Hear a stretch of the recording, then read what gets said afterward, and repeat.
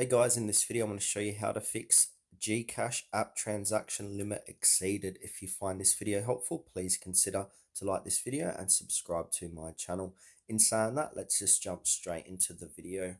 Alright, so what we need to do is open up our GCash application. And then before we start, one thing you need to know, so if you're getting that transaction limit exceeded error on GCash, it generally means you've hit the maximum limit allowed for your account here.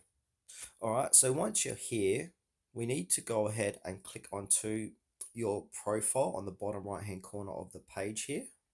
And then from here, we need to go ahead and verify our account, because once verified, your limits will increase by a certain amount. So from here, click onto my linked accounts.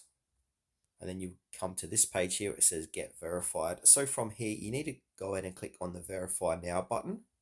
And then on the next page, you need to submit a valid ID, for example, driver's license, passport, and then follow the facial verification prompt. And once you're fully verified, your limits will increase significantly.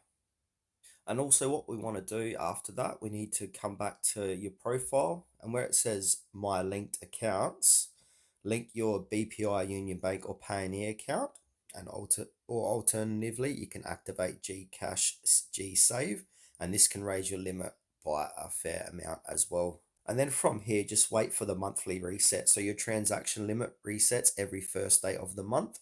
So then if you've reached your limit and don't want to upgrade, you just have to wait.